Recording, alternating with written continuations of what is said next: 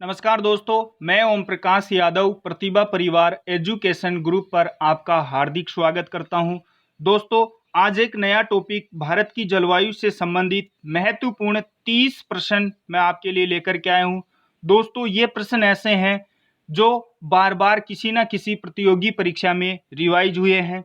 दोस्तों, यदि आप PDF फाइल प्राप्त करना चाहते हो तो हमारे टेलीग्राम की लिंक वीडियो की डिस्क्रिप्शन में दी गई है, वहां जाकर के आप प्राप्त कर सकते हो। दोस्तों, यदि आप हमारे चैनल पर नए हैं तो हमारे चैनल प्रतिभा परिवार एजुकेशन ग्रुप को लाइक करें, शेयर करें, सब्सक्राइब करें, जिससे समय समय पर आपको नोटिफिकेशन मिलता रहे। चलते हैं दोस्तों अब हमारी महत्वपूर्ण प्रश्नोत्तरी की तरफ। तो दोस्तों, पहला प्रश्न है, यदि भूमध्य रेखा भारत के मध्य से गुजरती तो भारत की जलवायु कैसी होती। दोस्तों, सबसे पहले इस भूमध्य रेखा की बात करें तो ग्लोब में जो 0 डिग्री की रेखा होती है इसे बोला जाता है भूमध्य रेखा। और वर्ष के अधिकांश समय में सूर्य की जो सीधी किरणें हैं वो यहीं चमकती है। दोस्तों, जहां पर सूर्य की किरणें सीधी आती है वहां पर तापमान अधिक होता है। तो पहली विशेषता क्या हो गई? उष्ण। और एक बात और ध्यान रखनी है, जहां का तापमान अधिक होता है वहां पर वायु का दाब क्या हो जाएगा? लो। दोनों विपरीत पाए जाते हैं, यानी जहां तापमान अधिक वहां पर वायु का दाब लो होता है। और दोस्तों, पवनों की या हवाओं की एक प्रकृति होती है, यह हमेशा हाई प्रेशर से लो प्रेशर की तरफ चलती है। तो दोस्तों, यहां पर अधिकांश समय में सूर्य की किरणें सीधी चमकती है तो यहाँ पवनें आकर्षित होती है और इन पवनों में नमी अधिक होती है, तो ये नमी लेकर के चलती है। तो प्रतिदिन शाम के समय में भूमध्य रेखा के आसपास के जो क्षेत्र होता है उसमें वर्षा होती है। तो दोस्तों, यदि भूमध्य रेखा भारत के मध्य से गुजरती तो हमारी जलवायु कैसी होती? तो दोस्तों, इसका सही उत्तर है ऑप्शन नंबर 1, उष्ण एवं आर्द्र। गर्मी भी अधिक होती तो नमी की मात्रा भी अधिक होती, जिससे शाम के समय में वर्षा होती। चलते हैं दोस्तों अगले प्रश्न की तरफ। अगला प्रश्न है, यदि पश्चिमी घाट नहीं होते तो पश्चिमी तटीय भाग में वर्षा होती। दोस्तों, यदि पश्चिमी घाट की बात करें, ये भारत है, ये पश्चिमी घाट पर्वत श्रृंखला है। पश्चिम की तरफ से आने वाला जो मानसून है ये इसी पश्चिमी घाट पर्वत से टकरा करके इस पश्चिमी तट पर वर्षा करता है। दोस्तों, यदि ये पश्चिमी घाट नहीं होता तो हमारा जो ये पश्चिमी तटीय जो क्षेत्र होता है यहाँ पर वर्षा होती या नहीं होती, इसके बारे में बताना है।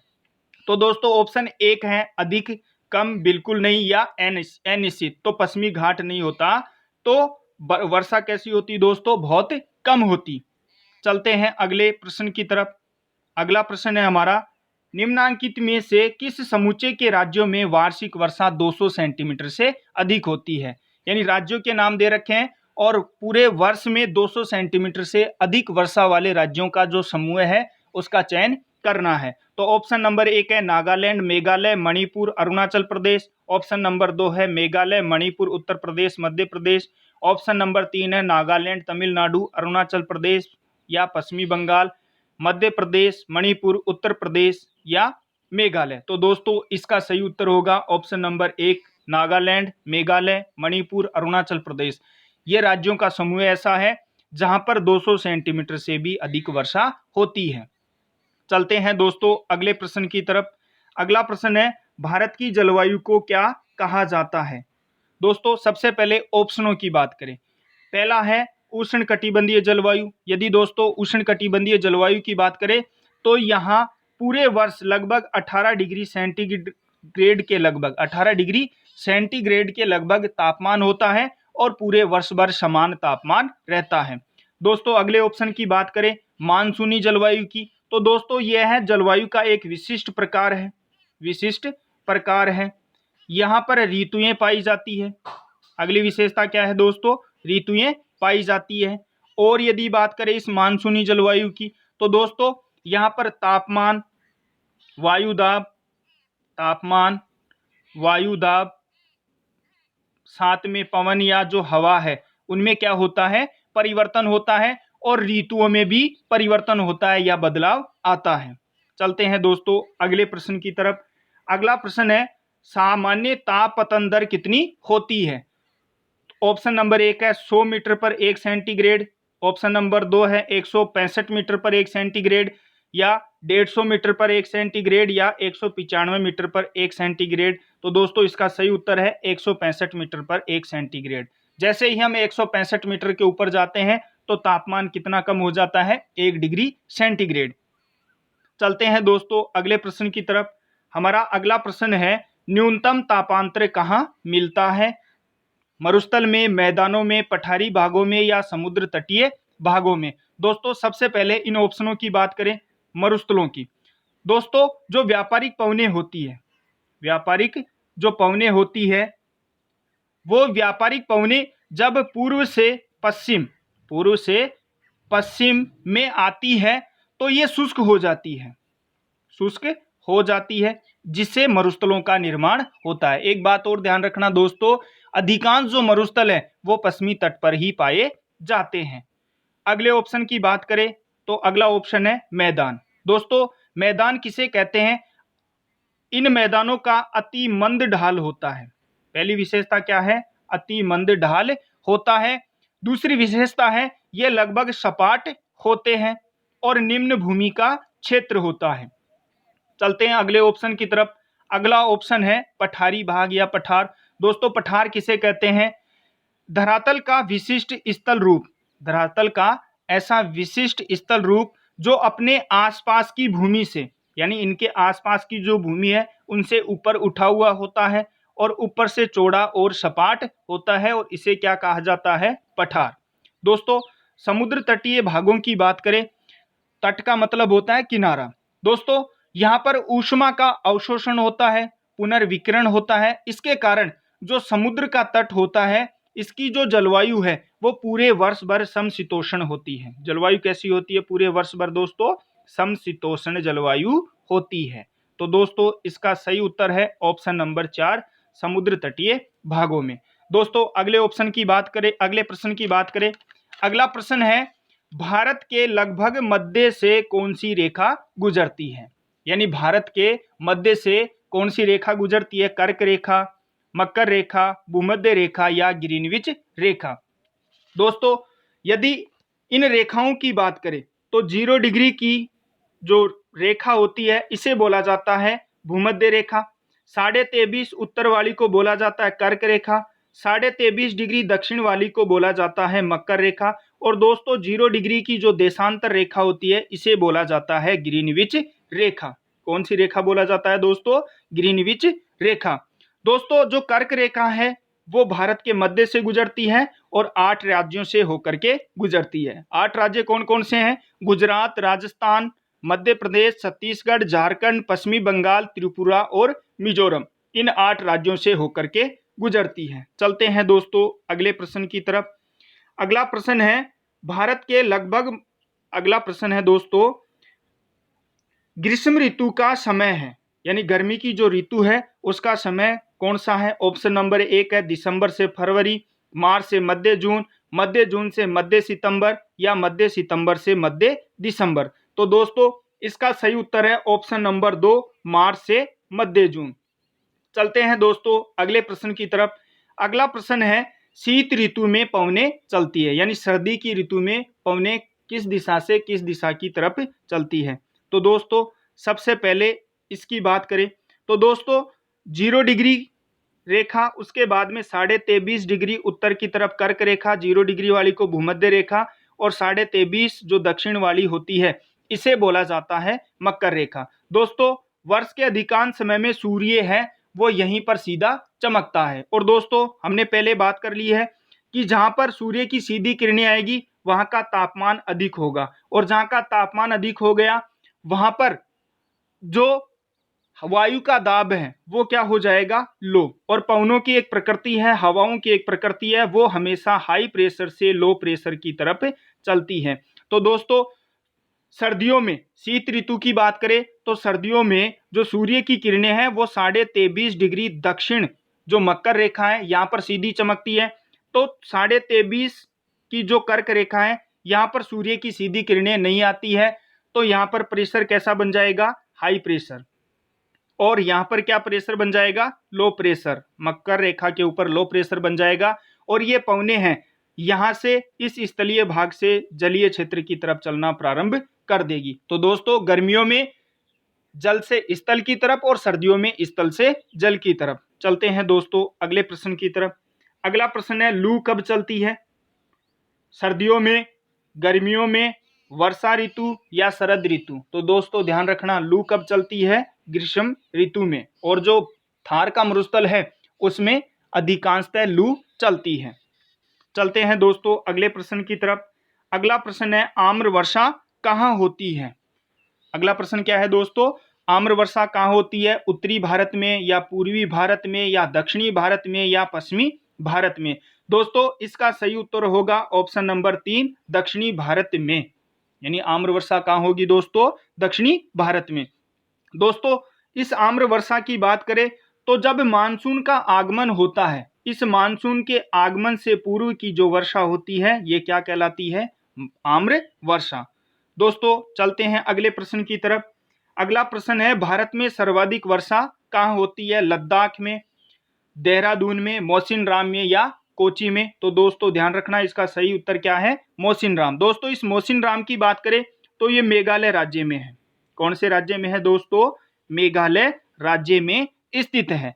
और यदि बात करें तो मेघालय राज्य का जो खासी जिला है, मेघालय राज्य का जो खासी जिला है, यहीं पर खासी जिले में ये मौसिनराम स्थित है। दोस्तों वार्षिक वर्षा की बात करें मौसिनराम में तो 11,872 मिलीमीटर वर्षा है वो यहाँ पर होती है। चलते हैं दोस्तों अगले प्रश्न की तरफ। अगला प्रश्न है मानसून प्रत्यावर्तन काल प्रारंभ होता है मध्य जून में, मध्य सितंबर में, मध्य अक्टूबर में या मध्य दिसंबर में? दोस्तों सबसे पहले प्रत्यावर्तन की बात करें तो लौटता हुआ मानसून। प्रत्यावर्तन क्या होगा? लौटता हुआ मानसून। दोस्तों इसका सही उत्तर होगा मध्य सितंबर में भारत से जो मानसून है वो लौटने लगता है। चलते हैं दोस्तों अगले प्रश्न की तरफ।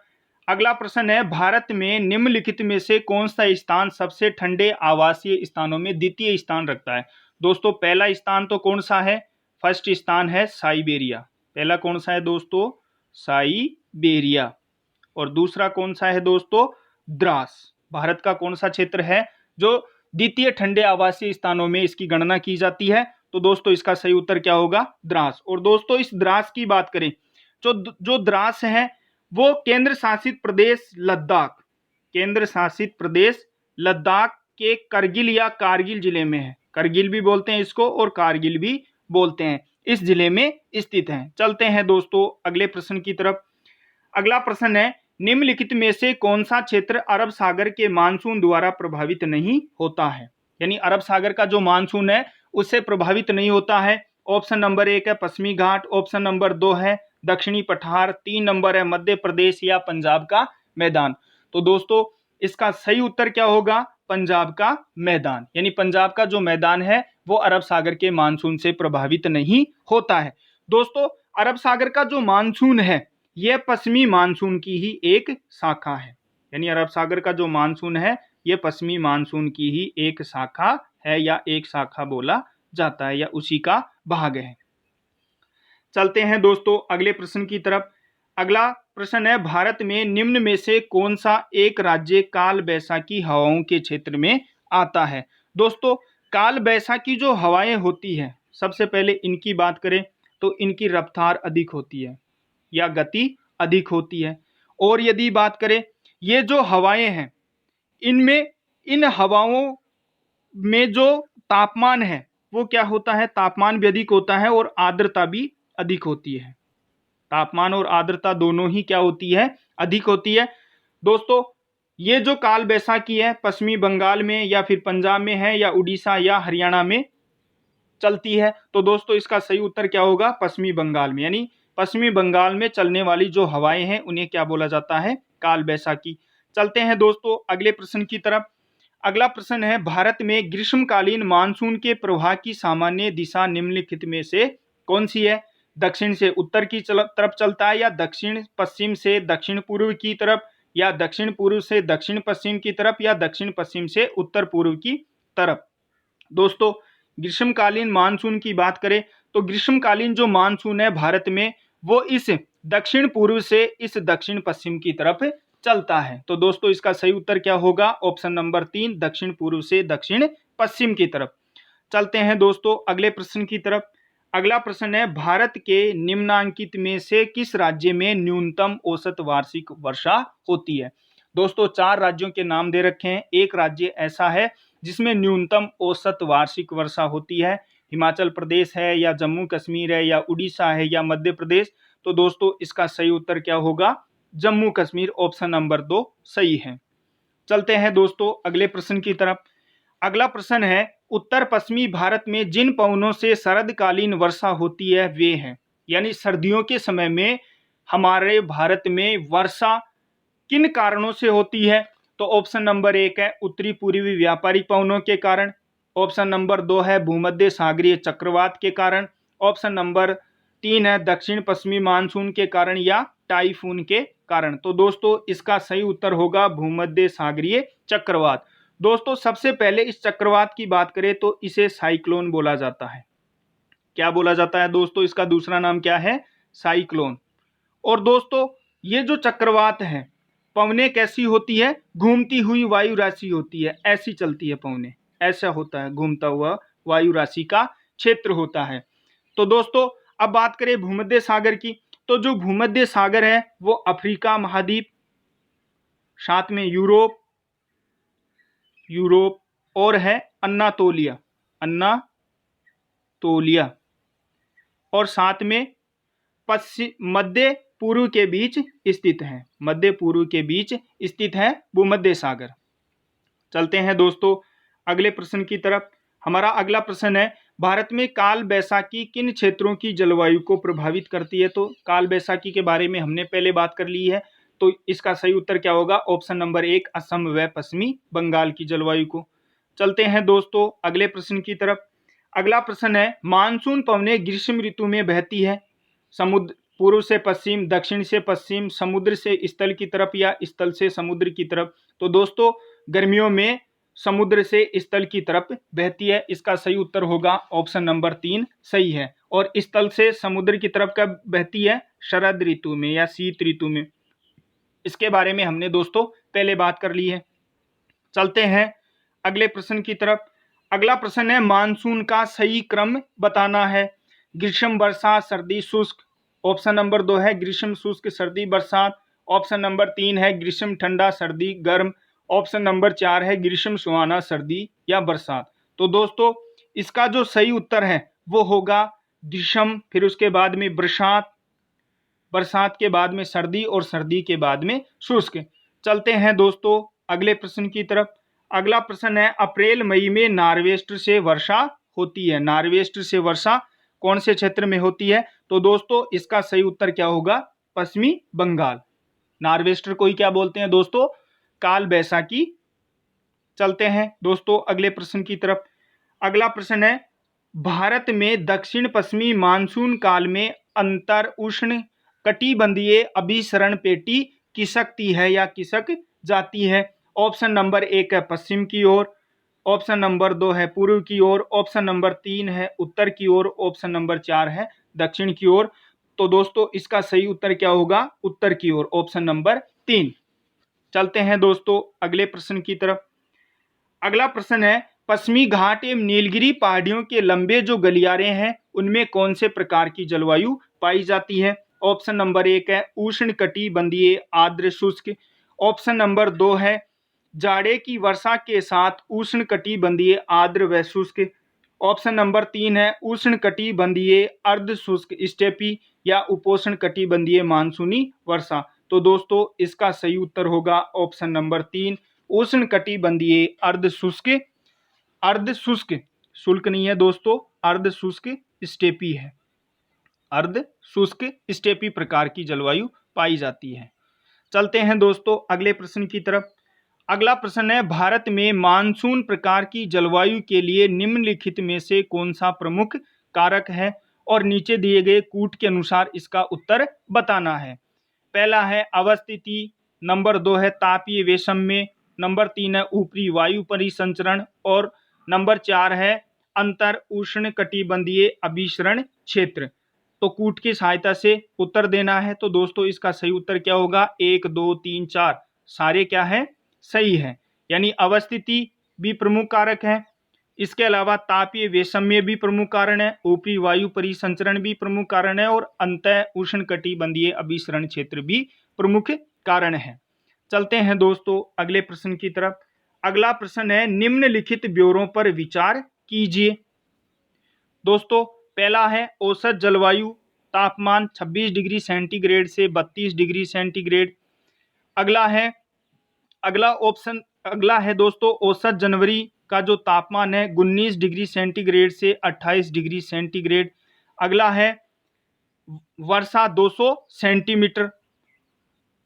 यह जलवायु विशेषताएं निम्न में से किस प्रकार का, ये जो जलवायु का है क्षेत्र है वो किस में पाया जाता है, कौन से क्षेत्र में पाया जाता है, ये बताना है दोस्तों।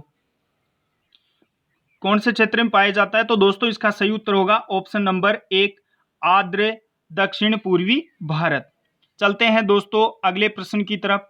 अगला प्रश्न है, मावठ होती है उत्तर पूर्वी मानसून से, उत्तरी पूर्वी मानसून से, दक्षिण पश्चिमी चक्रवात से, भूमध्य सागरीय चक्रवात से या दक्षिण पूर्वी मानसून से। तो दोस्तों इसका सही उत्तर होगा ऑप्शन नंबर 4, दक्षिण पूर्वी मानसून से। चलते हैं दोस्तों अगले प्रश्न की तरफ। अगला प्रश्न है, निम्न में से किस राज्य में दक्षिण पश्चिमी मानसून द्वारा वर्षा नहीं होती है? यानी 4 राज्यों के नाम दे रखे हैं और इनमें से बताना है कि दक्षिण पश्चिमी मानसून के द्वारा कौन से राज्य में वर्षा नहीं होती है। राजस्थान है, ऑप्शन नंबर 1 राजस्थान है, 2 है तमिलनाडु, 3 है कर्नाटक, 4 है पंजाब। तो दोस्तों इसका सही उत्तर क्या होगा? तमिलनाडु। यानी दक्षिण पश्चिमी जो मानसून है उससे तमिलनाडु राज्य में वर्षा नहीं होती है। चलते हैं दोस्तों आज के लास्ट प्रश्न की तरफ। आज का लास्ट प्रश्न है, दिल्ली का वार्षिक तापांतर अधिक है क्या? इसका कारण क्या है कि दिल्ली में वार्षिक तापांतर अधिक पाया जाता है? ऑप्शन नंबर 1 है यहाँ अल्प वर्षा होती है। ऑप्शन नंबर 2 है ये कर्क रेखा के निकट या समीप स्थित है। ऑप्शन नंबर 3 है ये मरुस्थल के निकट है और ऑप्शन नंबर 4 है ये समुद्र से दूर स्थित है। तो दोस्तों इसका सही उत्तर होगा ऑप्शन नंबर 4, ये समुद्र से दूर स्थित है। तो दोस्तों यह जो 30 प्रश्न है वो आपके लिए अति महत्वपूर्ण है और बार बार ये प्रश्न रिवाइज हुए हैं। तो दोस्तों आप हमारे चैनल को लाइक करिए, शेयर करिए और सब्सक्राइब करिए, जिससे समय समय पर आपको नोटिफिकेशन मिलता रहे।